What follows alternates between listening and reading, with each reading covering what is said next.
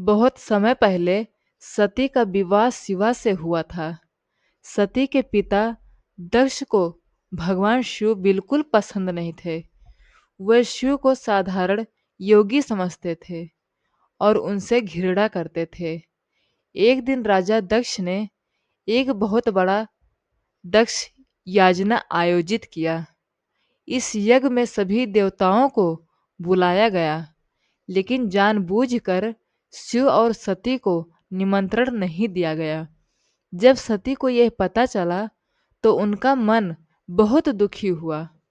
उन्होंने शिव जी से कहा कि वे अपने पिता के यज्ञ में जाना चाहती हैं।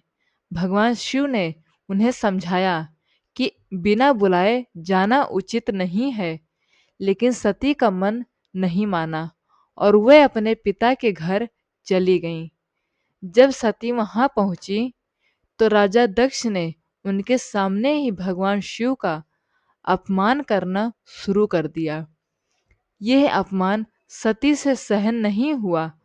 उन्होंने सोचा कि जिस शरीर को उन्होंने पिता से पाया है, उसी के कारण आज उनके पति का अपमान हो रहा है। क्रोध और दुख से सती ने उसी यज्ञ की अग्नि में कूदकर देह त्याग दिया। जब यह खबर भगवान शिव को मिली तो वे अत्यंत क्रोधित और शोक से भर गए। उन्होंने सती के शरीर को उठाया और पूरे ब्रह्मांड में तांडव करने लगे। उनके इस तांडव से सृष्टि संकट में पड़ गई। तब सभी देवता विष्णु के पास गए और उनसे प्रार्थना की कि वे इस संकट को समाप्त करें। तब भगवान विष्णु ने अपने सुदर्शन चक्र से सती के शरीर के टुकड़े कर दिए। जहाँ जहाँ सती के शरीर के अंग गिरे, वहाँ वहाँ पवित्र शक्ति पीठ बन गए। कहा जाता है कि ऐसे 51 स्थान बने जिन्हें आज 51 शक्तिपीठ कहा जाता है। इन सभी स्थानों पर माँ शक्ति अलग अलग रूपों में विराजमान है और उनके साथ भैरव शिव का रूप भी उपस्थित है। सती की अग्नि में समर्पित होने के बाद जब यह समाचार शिवा तक पहुंचा तो उनका क्रोध और दुख दोनों ही सीमा पार कर गए। उन्होंने सती के जले हुए शरीर को अपनी बाहों में उठा लिया और पूरे ब्रह्मांड में भयंकर तांडव करने लगे। उनके तांडव से धरती कांपने लगी, पर्वत हिलने लगे और देवताओं में भय फैल गया। तभी भगवान शिव ने क्रोध से एक भयंकर रूप प्रकट हुआ। वीरभद्र ने राजा दक्ष के यज्ञ को नष्ट कर दिया और यज्ञ में बैठे देवताओं में हाहाकार मच गया। पूरा ब्रह्मांड संकट में आ गया।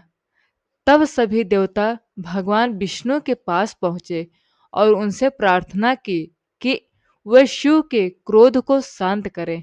भगवान विष्णु जानते थे कि जब तक सती का शरीर शिव के पास रहेगा, उनका दुख और क्रोध शांत नहीं होगा। इसीलिए उन्होंने अपना सुदर्शन चक्र चलाया।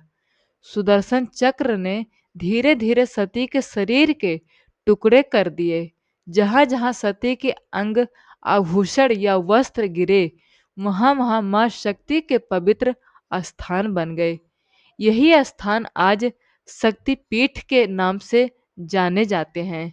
कहा जाता है कि कुल 51 स्थान ऐसे बने जहाँ आज भी माँ शक्ति अलग अलग रूपों में पूजी जाती है और उनके साथ भैरव रूप में शिव की उपस्थिति भी मानी जाती है। इन्हीं शक्तिपीठों में से कुछ प्रसिद्ध स्थान हैं, जैसे कामाख्या टेम्पल, काली घाट काली टेम्पल और ज्वालामुखी टेम्पल। कहा जाता है कि आज भी इस स्थानों पर माँ शक्ति की अद्भुत ऊर्जा महसूस की जा सकती है। जब भगवान विष्णु ने अपने सुदर्शन चक्र से सती के शरीर के टुकड़े कर दिए, तब भगवान शिव का तांडव धीरे धीरे शांत होने लगा। जहाँ जहाँ माँ सती के शरीर के अंग गिरे, वहाँ धरती पर एक दिव्य शक्ति प्रकट हुई। उन स्थानों पर देवी माँ अलग अलग रूपों में प्रकट होकर भक्तों की रक्षा करने लगी। समय के साथ उन सभी पवित्र स्थानों पर मंदिर बनने लगे और लोग वहां मां शक्ति की पूजा करने लगी। इन पवित्र स्थलों को ही शक्तिपीठ कहा गया। कहा जाता है कि हर शक्तिपीठ में मां शक्ति के साथ भगवान शिव भी भैरव रूप में विराजमान हैं।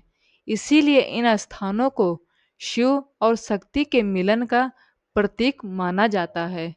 भारत और उसके आसपास के कई देशों में आज भी ये शक्तिपीठ मौजूद हैं। इनमें से कुछ प्रसिद्ध शक्तिपीठ हैं: कामाख्या टेम्पल, कालीघाट काली टेम्पल, ज्वालामुखी टेम्पल, नैना देवी टेम्पल, हाईलाज माता टेम्पल। इन सभी शक्तिपीठों में माँ शक्ति अलग अलग नामों से पूजी जाती हैं, लेकिन शक्ति एक ही है जो पूरे संसार की रक्षा करती हैं। भक्तों का विश्वास है कि जो सच्चे मन से इन शक्तिपीठों के दर्शन करता है, उसकी हर मनोकामना पूरी होती है और माँ की कृपा हमेशा बनी रहती है।